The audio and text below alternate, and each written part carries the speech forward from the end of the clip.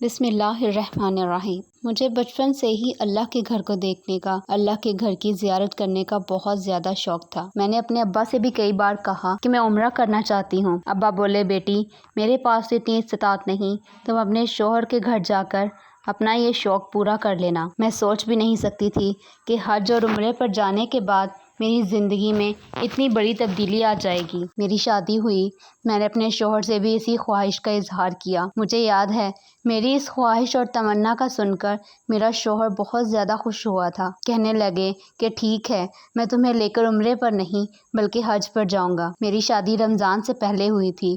چھوٹی عید کے بعد ہم حج کی تیاریاں کرنے لگے تھے، کیونکہ میرے شوہر نے بہت پہلے ہی اس درخواست کے لیے اپلائی کر رکھا تھا۔ میں اپنی زندگی کی سب سے بڑی خوشی دیکھنے جا رہی تھی۔ میں اس قدر خوش تھی کہ بتا نہیں سکتی۔ بڑی عید سے کچھ دن پہلے میرے شوہر نے مجھے بتایا کہ ہمیں حج کے لیے کچھ ہی دن میں روانہ ہونا ہوگا۔ میں بہت زیادہ خوش ہو گئی، لیکن رات کو جب میں کمرے میں آئی تو میرے شوہر کے چہرے پر پریشانی تھی۔ وہ پاسپورٹ کو دیکھتے ہوئے مجھ سے ایک سوال کرنے لگے، نگین مجھ سے وعدہ کرو، وہاں جا کر تم مجھ سے بے وفائی تو نہیں کرو گی نا؟ شوہر کی بات سن کر میں حیران ہو گئی۔ عالم، آپ کو کیا ہو گیا ہے؟ آپ کو کیا لگتا ہے آپ کی نگین کبھی آپ سے بے وفائی کرے گی؟ ایسا سوچیے گا بھی مت۔ میاں بیوی میں ہزار جھگڑے اور اختلافات ہو جائیں، لیکن وہ آخر میں ہمیشہ ایک ساتھ ہوتے ہیں۔ زندگی میں کبھی بھی آپ کو ایسا خیال آئے تو آپ میری آنکھوں میں دیکھ لیجئے گا۔ اچھا بس اب زیادہ فلمی باتیں نہ کرو۔ میرے شوہر کی اس بات نے مجھے پریشان کر دیا تھا۔ پتہ نہیں کیوں حج پر جانے سے پہلے انہیں ایسا خیال بھی آیا۔ حالانکہ تو لوگ حج پر جانے سے پہلے اپنے اللہ کے علاوہ کسی کو یاد نہیں کرتے، اور میں نے یہی سنا ہے کہ حج اور عمرے پر جانے سے انسان کے دل میں موجود سبھی خدشے ختم ہو جاتے ہیں اور انسان پہلے کی طرح تر و تازہ ہو جاتا ہے۔ حج پر جانے سے پہلے میرے شوہر کی پھپھو نے ہم سے کہا کہ تم لوگ میرے گھر دعوت پر آ جاؤ، مجھے تم سے ایک بات کرنی ہے۔ پتہ نہیں کیوں پھپھو یہ بات مجھ سے ایسے کر رہی تھی جیسے کہ مجھ سے کچھ چھپا رہی ہوں، لیکن کچھ بتانا بھی چاہتی ہوں۔ جب میں پھپھو کے گھر گئی، کھانے کے بعد مجھ سے کہنے لگی کہ بیٹی اوپر چھت پر آنا، مجھے تم سے ایک ضروری بات کرنی ہے۔ میں پھپھو کے پیچھے پیچھے چھت پر گئی تو کہنے لگی، بیٹی زندگی میں بڑی مصیبت اور آفات آ جاتی ہیں، لیکن تم حج پر جا رہی ہو، تم اپنے شوہر کے لیے دعا کرنا، اور ہاں اپنے شوہر کو چھوڑنے کا سوچنا بھی مت، چاہے کچھ بھی ہو جائے۔ اور میں پھپھو کی بات سن کر بہت زیادہ شک میں پڑ گئی تھی کہ آخر انہوں نے ایسی بات کیوں کی ہے۔ اگر ایسی کوئی بات نہ ہوتی تو میرا شوہر اور میری پھپھو ایک ہی بات کیوں کرتے؟ میرے دل میں ہزاروں اندیشے تھے اور خوف الگ تھے۔ میرا جی چاہتا تھا کہ میں جا کر یہ ساری باتیں اپنے ابا کو بتاؤں، لیکن میں خاموش رہی۔ میں نے کہا، جو اتنے پاک گھر کی زیارت کے لیے جا رہی ہوں تو وہاں میرے ساتھ کچھ برا ہو سکتا ہے؟ زندگی آگے بڑھتی رہی۔ ایک ہفتے کے اندر اندر ہم مکہ مکرمہ کے لیے روانہ ہو گئے۔ میرا دل زور زور سے دھڑک رہا تھا۔ وہاں جا کر میں حج کر پاؤں گی یا نہیں، میرے ذہن میں بار بار یہ سوچ آ رہی تھی۔ پتہ نہیں کیوں ایک بار تو مجھے ایسا خواب بھی آیا تھا کہ جیسے میں خانہ کعبہ تک جاتے جاتے کھینچ لی جاتی ہوں اور حج مکمل نہیں ہو پاتا۔ میں اللہ سے لاکھ دعائیں کر رہی تھی کہ اللہ ایسا موقع نہ آئے کہ میری مراد پوری نہ ہو۔ پر کس نے سوچا تھا کہ میرے ساتھ کیا ہونے والا ہے؟ میں نے اپنے شوہر سے کہا تھا کہ ہم دونوں رات گئے تک عبادت کیا کریں گے، اس لیے آپ مکہ سے قریب ہوٹل لیجئے گا جہاں سے خانہ کعبہ پاس ہو اور ہمیں وہاں ٹھہرنے میں کوئی دشواری نہ ہو۔ میرے شوہر نے کہا کہ تمہیں فکر کرنے کی ضرورت ہی نہیں، ہمارا ہوٹل حرم سے صرف 500 میٹر کی دوری پر ہے، ہم وہاں جا ہی عبادت کرنے رہے ہیں، ہماری عبادت میں کوئی خلل نہیں ہوگا، تم کسی چیز کی فکر نہ کرنا۔ میں اپنے شوہر کی باتیں سنتی تو میرا دل بہت زور زور سے دھڑکتا۔ ایک عجیب سا اندیشہ تھا جو میرے ذہن پر سوار تھا۔ پھر وہی ہوا جس کا ڈر تھا۔ حج سے 2 دن پہلے کی بات ہے، جب میں عبادت کرنے کی خاطر نفل پڑھنے رات کو اپنے کمرے سے نکلی۔ میرے پاس اپنا بیگ بھی تھا جس میں نے پاسپورٹ، پانی کی بوتل اور چھوٹی موٹی چیزیں رکھی ہوئی تھیں۔ مجھ سے غلطی ہوئی کہ میں اپنا پاسپورٹ والا بیگ لے کر باہر آ گئی، مجھے ایسا نہیں کرنا چاہیے تھا۔ ادھر جیسے ہی میں نے باہر قدم رکھا، میں نے ایک عورت کو پایا جو دیدے پھاڑ پھاڑ کر ادھر ادھر دیکھ رہی تھی۔ عورت کی نظر جیسے ہی مجھ پر پڑی وہ میرے قریب آئی اور کہنے لگی، بیٹی تم کہاں جا رہی ہو؟ میں اسے دیکھ کر حیران رہ گئی۔ اس کی شکل و صورت دیکھی بھالی لگ رہی تھی، لیکن یاد نہیں آتا تھا کہ میں نے اسے کہاں دیکھا ہے۔ خیر میں اس سے باتوں میں مصروف ہو گئی۔ میں نے کہا کہ میں عبادت کرنے جا رہی ہوں۔ کہنے لگی، ابھی تو حرم میں صفائی ہو رہی ہے، لگتا ہے کہ تمہیں بہت زیادہ بھوک بھی لگی ہے، کیا تمہارے ہوٹل میں کھانے پینے کا بندوبست ہے؟ میں نے کہا، مجھے ابھی تک یاد نہیں، ہم نے جو بھی کھایا باہر سے کھایا۔ عورت نے کہا کہ تم مجھے اپنا پاسپورٹ دکھاؤ اور باقی کاغذات بھی، مجھے پتہ چل جائے گا کہ تمہارے ہوٹل میں کھانے پینے کی سہولت ہے یا نہیں۔ میں نے پہلے تو انکار کر دیا، لیکن پھر وہ عورت اصرار کرنے لگی، بولی کہ مجھے تمہارا پاسپورٹ تو دیکھنا ہی پڑے گا۔ خیر میں نے اس عورت کو اپنا پاسپورٹ اپنے ہاتھ میں ہی دکھایا تو وہ ہنس کر بولی، ارے پاسپورٹ سے ہوٹل کا تھوڑی نہ پتہ چلتا ہے، میرا مطلب تھا کہ تم مجھے پاسپورٹ اور دیگر کاغذات دکھاؤ۔ میں اس عورت کی بات پر بہت زیادہ حیران ہوئی۔ پھر اس نے کہا کہ چلو اگر تمہارا دل نہیں کرتا تو تم مت دکھاؤ۔ وہ پاسپورٹ کو دیکھ کر سخت حیرت میں مبتلا ہو چکی تھی۔ مجھ سے پوچھنے لگی کہ کیا تم شادی شدہ ہو؟ میں نے کہا، جی ہاں، میری شادی تقریباً 5-6 مہینے پہلے ہوئی ہے۔ میری بات سن کر وہ حیرت سے مجھے دیکھنے لگی، جیسے اس نے پہلی بار کسی شادی شدہ عورت سے بات کی ہو اور شادی کرنا کوئی جرم ہو۔ اچھا تمہیں بھوک لگی ہوگی، چلو میں تمہیں اپنے گھر لے کر چلتی ہوں۔ میرا شوہر یہاں پر بہت بڑا کاروبار کرتا ہے، اس کے پاس دنیا کی ہر سہولت موجود ہے۔ تم میرے گھر چلو گی تو تمہیں کسی محل جیسا منظر دیکھنے کو ملے گا۔ عورت کی باتوں سے مجھے اس میں بہت زیادہ دلچسپی معلوم ہونے لگی۔ پھر بولی، تمہیں پتہ ہے یہاں پر چوری چکاری اور جرائم کا تو اندیشہ ہی پیدا نہیں ہوتا۔ یہ پاک شہر ہے، یہاں پاک لوگ رہتے ہیں، اگر کوئی ناپاک آ بھی جائے تو پکڑا جاتا ہے۔ اس کی باتیں بڑی سخت اور کڑوی تھی، میں اس کو سمجھ نہیں پا رہی تھی، لیکن پھر بھی میں نے سوچا کہ اس ملک میں تو کسی برائی کا تصور ہی پیدا نہیں ہوتا، سو میں اس کے ساتھ چلی گئی۔ مجھ سے کہنے لگی کہ تم میرے گھر جاؤ گی تو تمہیں دنیا کا ہوش نہیں رہے گا۔ اس کی زبانی باتیں تھیں، پر میں اس کے ساتھ چلتی رہی۔ چلتے چلتے وہ ایک گاڑی تک پہنچی، بولی، لو آ جاؤ میری گاڑی میں بیٹھو۔ گاڑی کو چلانے والا ایک بڑا سا آدمی تھا جو کالے رنگ کا تھا۔ میں یہ دیکھ کر مزید حیران تھی کہ یہ عورت باقاعدہ گاڑی لے کر یہاں آئی تھی۔ کیا اس کا مقصد صرف مجھ سے بات چیت کرنا تھا؟ کیونکہ ایسا بھی ہو سکتا ہے کہ اگر وہ عورت مجھ سے بات کرنا چاہتی تھی تو وہ مجھے ہی ڈھونڈتے ہوئے یہاں تک آئی تھی۔ میرا دل چاہا کہ میں گاڑی کا دروازہ کھول کر یہاں سے واپس چلی جاؤں، لیکن اس کے چہرے کی طرف دیکھا تو مجھے یقین آ گیا وہ کسی طریقے سے بھی مجھے کوئی بری عورت معلوم نہیں ہو رہی تھی۔ میں خاموشی سے بیٹھی رہی۔ گاڑی 20 منٹ چلنے کے بعد ایک جگہ پر رکی۔ باہر ایک بہت بڑا خوبصورت باغ تھا اور اس کے اندر ایک سفید رنگ کا گھر جو کہ کسی محل سے کم نہیں لگتا تھا، اور گھر کا ڈیزائن واقعی میں مغلیہ دور کے کسی محل کے جیسا تھا۔ میں وہاں سے اتری۔ وہ عورت میرا ہاتھ پکڑ کر مجھے اندر لے آئی۔ دروازے سے اندر داخل ہوتے ہی اس کے چہرے پر کرختگی چھا گئی۔ اب تم یہاں آئی ہو تو میری مرضی سے ہی جاؤ گی، اس نے بڑے عجیب سے لہجے میں یہ بات کہی تھی۔ ظاہر ہے مہمان تو میزبان کی مرضی سے ہی جاتا ہے۔ یہ کہتا ہوا ایک اور آدمی اس گھر سے باہر نکلا۔ اس آدمی کا قد بہت لمبا تھا، وہ بہت ہی زیادہ ظالم انسان لگ رہا تھا، لیکن اس کا قد جھکا ہوا تھا، وہ عاجز معلوم ہوتا تھا۔ اس نے مجھ سے بات کی، کہا کہ بیٹی جاؤ، جا کر کمرے میں بیٹھو، آرام کرو، اب تم اس گھر میں آ گئی ہو تو اسے اپنا ہی سمجھو۔ مجھے ایسا لگتا تھا جیسے یہ لوگ مجھے برسوں سے جانتے ہوں۔ پھر وہ عورت مجھے دوسرے کمرے میں لے کر آئی، مجھ سے کہنے لگی کہ مجھے معلوم ہے کہ تمہیں پیاس لگی ہوگی، چلو فی الحال اپنے بیگ سے پانی نکال کر پی لو، تب تک میں تمہارے لیے شربت بناتی ہوں۔ شربت کا کہہ کر وہ اپنے کمرے سے نکل گئی۔ میں اپنا بیگ ڈھونڈنے لگی، لیکن یہ کیا، میرا بیگ تو کہیں پر تھا ہی نہیں۔ میرے قدموں تلے سے زمین نکل گئی۔ میرا بیگ میرا واحد اثاثہ تھا، کیونکہ اسی کے اندر میرا پاسپورٹ، میرے کاغذات اور شوہر سے رابطے کے دیگر ذرائع تھے۔ میں اپنے موبائل فون کے بارے میں بہت زیادہ محتاط رہتی تھی، لیکن اس وقت میرا موبائل فون میرے پاس نہیں تھا۔ میں اپنے شوہر سے رابطہ کرنے کے قابل بھی نہیں رہی تھی۔ میں دوبارہ اپنے بیگ کو ڈھونڈنے لگی، پر میرا بیگ کہیں ہوتا تو مجھے ملتا۔ میں نے بہت کوشش کی، بالآخر میں تھک ہار کر بیٹھ گئی۔ اتنے میں وہ عورت کمرے کے اندر داخل ہوئی۔ میں اسے دیکھ کر کھڑی ہو گئی۔ میرا بیگ نہیں مل رہا، مجھے بہت پریشانی ہو رہی ہے۔ میری بات سن کر اس نے کسی قسم کے تاثرات کا اظہار نہیں کیا، بلکہ میرے سامنے ہی بیٹھ گئی۔ کیا بات ہے، آپ کو کوئی فرق نہیں پڑا؟ میرا بیگ، میرا پاسپورٹ، سب کچھ گم ہو گیا ہے۔ ارے بیٹا، پہلے یہ شربت تو پی لو، اپنی سانس بحال کر لو، ورنہ تم پریشانی میں سب کچھ بھول جاؤ گی۔ رہی بات تمہارے پاسپورٹ کی، تمہارا بیگ گاڑی میں پڑا ہوگا، میں تھوڑی دیر بعد جا کر دیکھتی ہوں۔ اس عورت کی بات سن کر مجھے سکون محسوس ہوا۔ میرے دل کو قرار آیا کہ چلو میرا پاسپورٹ تو واپس مل جائے گا۔ میں خود کو کوس رہی تھی کہ میں یہاں آئی ہی کیوں؟ آخر میرے یہاں آنے کا مقصد کیا تھا؟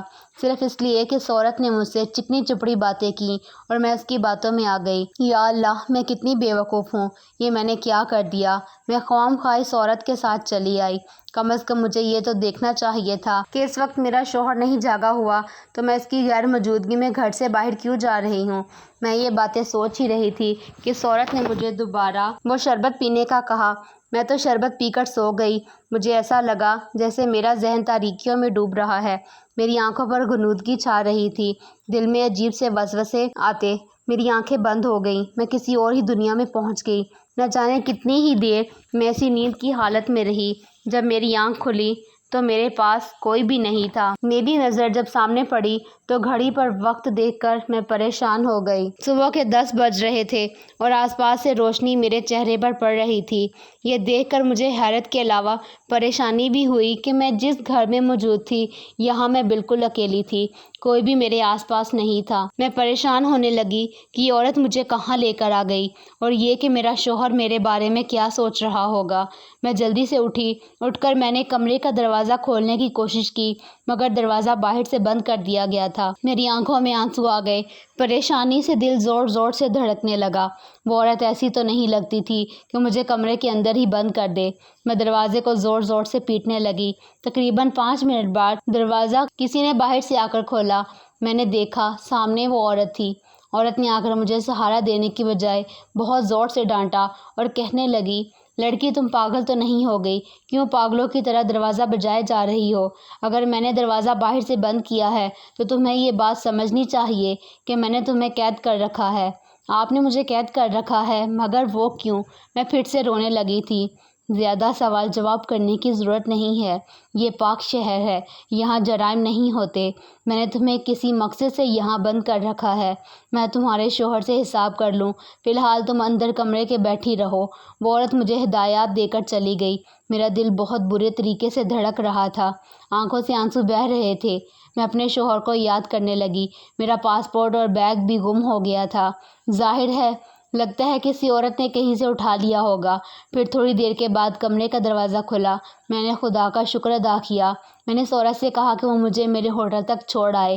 کہنے لگی کہ بی بی اگر تم باہر نکلو گی تو نقصان تمہارا ہی ہوگا۔ وہ عورت یہ کہتے ہوئے بہت شفاف لگ رہی تھی، اس کی آنکھوں کے گرد گہرے حلقے تھے۔ مجھے یہ بات کر کے اس نے جیسے نڈھال کر دیا تھا۔ آپ یہ کیسی باتیں کر رہی ہیں؟ میں باہر جانا چاہتی ہوں۔ کیا آپ مجھے یہاں اس لیے لے کر آئی تھیں کہ مجھے قید کر سکیں؟ خدا کا خوف کریں، آپ میں ذرا بھی شرم نہیں۔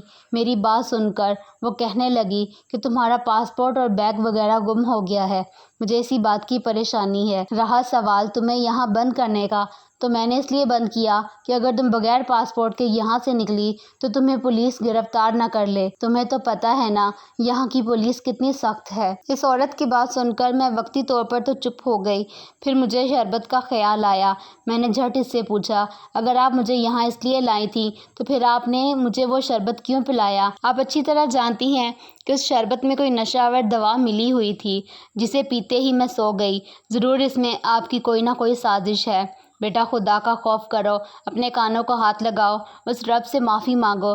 تم اس کے سامنے مجھ پر الزام لگا رہی ہو۔ اتنا تو سوچو بیٹی کہ میں تمہیں یہاں نیکی کی غرض سے لے کر آئی تھی، اب تم کہہ رہی ہو میں نے تمہیں شربت میں نشہ آور دوا ملا کر پلا دی۔ میں ایسا کیوں کروں گی بیٹی؟ مجھے ایسا کر کے کیا ملے گا؟ تم خود سوچو، نہ میں تمہیں جانتی ہوں نہ تم مجھے جانتی ہو، پھر ایسا کر کے مجھے کون سی نسلوں کا ثواب ملے گا یا قانون کا خزانہ ہاتھ آ جائے گا؟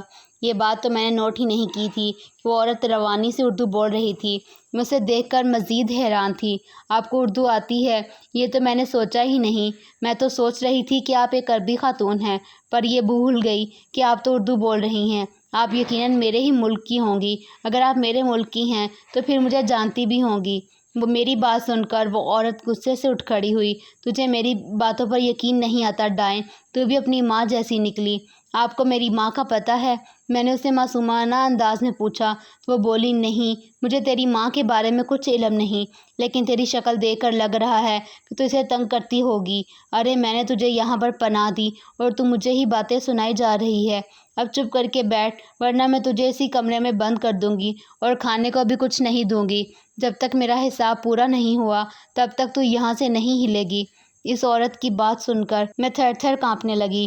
سوچا نہیں تھا کہ مجھے میرے شوہر کی وجہ سے اتنے زیادہ ذلت کا سامنا کرنا پڑ سکتا ہے۔ وہ میرے شوہر عالم کا بھی نام لے رہی تھی۔ خیر میں اپنے کمرے میں آ کر بیٹھ گئی۔ میں نے دیکھا دوسرے کمرے سے بھی بحث کی آوازیں آ رہی تھیں۔ وہ عورت میرے کمرے سے جا چکی تھی، لیکن میں نے دیکھا اس بار اس نے کمرے کے دروازے کو کھلا چھوڑ دیا تھا۔ جس کمرے سے بحث اور اونچی آوازوں کی آواز آ رہی تھی، میں بھی اس کی طرف دھیرے دھیرے چلنے لگی۔ جیسے ہی میرے کمرے کے دروازے کے باہر پہنچی تو سامنے کا منظر دیکھ کر میرے تو قدموں تلے سے زمین نکل گئی۔ میں نے دیکھا وہاں میرا شوہر کھڑا تھا، اس آدمی سے اونچی آواز میں بحث کر رہا تھا اور ساتھ ہی اس عورت کو بھی کچھ سمجھانے کی کوشش کر رہا تھا، لیکن مجھے کوئی بھی بات صحیح سے سمجھ نہیں آ رہی تھی۔ اس سے پہلے کہ میں مزید آگے بڑھتی کسی نے میرے منہ پر ہاتھ رکھا۔ میں پیچھے پلٹی تو ایک جوان عورت تھی جو کہ قد میں مجھ سے کافی لمبی تھی اور وہ مجھے آگے جانے سے روک رہی تھی۔ اس نے مجھے ایسے دیکھا جیسے مجھے کھا جائے گی۔ اسے دیکھ کر میں سہم گئی۔ کون ہو تم؟ کیوں مجھے روک رہی ہو؟ میں نے اس سے پوچھا تو بولی میں کون ہوں یہ تو تمہارے شوہر کو پتہ ہے، لیکن تم کون ہو یہ میں اچھی طرح سے جانتی ہوں، لیکن تم کسی بات کو نہیں جانتی۔ تم تو بس جھوٹ میں زندگی گزار رہی ہو۔ ابھی جب تمہیں حقیقت پتہ چلے گی تو تم اپنا سر نوچ لو گی، لیکن اس آدمی کے ساتھ دوبارہ نہیں رہو گی جسے تم اپنا شوہر کہتی ہو۔ بکواس بند کرو۔ میرے شوہر کے بارے میں ایک لفظ بھی مت بولنا۔ تمہارا شوہر صرف تمہارا ہی شوہر نہیں، کسی اور کا بھی شوہر ہے۔ اس لڑکی کی بات سن کر میرے قدموں تلے سے زمین نکل گئی۔ کسی اور کا شوہر؟ تم کہنا کیا چاہتی ہو؟ ہماری شادی کچھ مہینے پہلے ہی ہوئی ہے۔ ایسا برا وقت نہیں آیا مجھ پر کہ میرا شوہر دوسری شادی کرے اور مجھے پتہ بھی نہ ہو۔ دوسری شادی اس نے نہیں کی، وہ تو تم نے کی ہے۔ اس کی پہلی بیوی کوئی اور ہے تو خوابوں میں ہوگی۔ نہ تو میں نے آج تک اپنے شوہر کی دوسری شادی کا نام سنا۔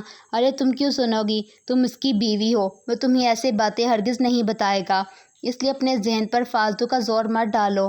میں نے جو تمہیں کہا ہے وہی کرو، ورنہ اچھا نہیں ہوگا۔ ہو سکتا ہے کہ پاسپورٹ نہ ہونے کی وجہ سے یہاں کی پولیس تمہیں گرفتار کر لے، پھر تم کیا کرو گی؟ ہم خود جا کر تمہاری رپورٹ لکھوائیں گے، سو چپ چاپ یہاں پر بیٹھی رہو۔ میں نے اس عورت کی بات سنی تو میرا دل تھر تھر کانپنے لگا۔ اگر میں یہاں کی جیل میں چلی گئی تو 23 سال تک باہر نہیں آ پاؤں گی۔ میرے ذہن میں ڈراؤنے خیالات آنے لگے، لیکن میں نے سوچ لیا تھا کہ میں اپنے شوہر کو ایسے نہیں جانے دوں گی۔ یقیناً وہ یہاں ان لوگوں سے بحث اسی لیے کر رہا ہوگا کیونکہ ان کے درمیان کوئی بات چیت چل رہی ہے، اور وہ بات چیت یقیناً میرے بارے میں ہے۔ میں نے آگے بڑھ کر کمرے کا دروازہ کھولا اور زور سے چلا کر اپنے شوہر کو پکارا۔ اس کی آنکھوں میں چمک آ گئی۔ مجھے دیکھ کر وہ میری طرف بڑھنے لگا۔ نگین تم کہاں چلی گئی تھی؟ میں نے تمہیں کہا بھی تھا کہ میرے بتائے بغیر ہوٹل سے باہر نہ نکلنا۔ یہ عورت تمہیں ڈھونڈتی ڈھونڈتی وہاں آ گئی۔ اس نے تو ہمارے خاندان میں اپنے ہی مخبر رکھے ہوئے تھے۔ اسے سب پتہ تھا کہ ہم لوگ کس جگہ پر ٹھہرے ہیں اور ہم یہاں کیسے رہیں گے۔ یہ تمہیں پھنسا کر یہاں لے بھی آئی اور تم اس کے ساتھ چلی آئی۔ آپ مجھے پہلے یہ بتائیں کہ یہ دوسری بیوی والا چکر کیا ہے؟ خدا کے لیے نگین یہاں پر یہ بات مت چھیڑو۔ یہاں پر کچھ لوگ ایسا ہی چاہتے ہیں کہ ہم لڑنا شروع ہو جائیں۔ میں تمہیں گھر چل کر سب کچھ بتاؤں گا۔ اگر تم نے یہاں لڑائی کی تو اس کا کوئی فائدہ نہیں ہوگا، بلکہ ہماری زندگیوں میں اور زیادہ زہر گھول دیا جائے گا۔ تمہارا پاسپورٹ بھی اسی نے چھپایا ہے تاکہ تم دوبارہ جا نہ سکو اور تمہیں یہاں کی پولیس گرفتار کر لے۔ لیکن میں اتنا بھی بچا نہیں۔ میں نے پاکستانی ایمبیسی سے تمہارے پاسپورٹ کی کاپی منگوا لی ہے، وہ راستے میں ہی ہے۔ تم پولیس سے مت ڈرو، میرے ساتھ چلو، میں تمہیں ساری بات بتاؤں گا۔ اور ہاں نائلہ، میں کسی بھی صورت تمہیں طلاق نہیں دوں گا۔ اگر تم یہ سوچ رہی ہو کہ طلاق لے کر تم مجھ سے وہ سارے پیسے بھی لے لو گی، تو ایسا کبھی نہیں ہوگا۔ جو تمہیں حق مہر کی صورت میں ملنا تھے وہ تمہیں ساری زندگی نہیں ملیں گے۔ تم یہیں پر رہو، جیو مرو، مجھے اس سے کوئی غرض نہیں۔ دوبارہ ایسی اوچھی حرکت کی تو مجھ سے برا کوئی نہیں ہوگا۔ میری بیوی بہت معصوم ہے، اسے تم جیسی چال باز عورتوں کی چالوں کا نہیں پتہ، لیکن اب اسے ساری حقیقت بتا دوں گا کہ کیسے تم نے مجھے اپنے جال میں پھانسا اور پھر مجھ سے حق مہر کے طور پر بھاری رقم لکھوا کر تم یہاں آ گئی۔ تم نے مجھ سے طلاق بھی اسی لیے مانگی کہ میں تمہیں طلاق دے دوں اور پھر تمہیں حق مہر کی ساری رقم مل جائے۔ یہی سب کچھ کر کے تو تم نے یہ سارا گھر بنایا ہے، اور اب تم نے اپنی ماں کو بھی میرے پیچھے لگا دیا کہ وہ مجھ سے تمہارا بدلہ لے۔ شرم کرو، تم جیسی عورتیں بیوی بنانے کے لائق نہیں ہوتی۔ یقیناً تمہارے باپ کے بہکاوے میں آ گیا تھا۔ میں نے تم سے شادی کر کے بہت بڑی غلطی کی تھی، پر اب میں ساری زندگی تمہاری طرف دیکھ کر تھوکوں گا بھی نہیں۔ میں اپنی بیوی سے محبت کرتا ہوں۔ یہاں کھڑے کھڑے مجھے ساری حقیقت معلوم ہو گئی تھی کہ میرے ساتھ یہ سب کچھ کیوں ہوا، لیکن اب غصہ مجھے اپنے شوہر پر ہے جس نے مجھے اس حقیقت سے بے خبر رکھا اور طلاق دینے سے پہلے ہی مجھ سے شادی کر لی۔ میرے ابا کو یہی کہا کہ میں کنوارا ہوں، میری پہلے کبھی شادی نہیں ہوئی۔ ہم نے حج تو کر لیا، پر میرے دل میں ایک روگ رہ گیا۔ آپ کے خیال میں کیا غلطی میری ہے، یا میرے شوہر کو ایسا نہیں کرنا چاہیے تھا؟ اور کیا میں اپنے شوہر کو معاف کر دوں، یا یہ بات اپنے اماں ابا کو بتا دوں؟ آپ کی رائے کا مجھے انتظار رہے گا۔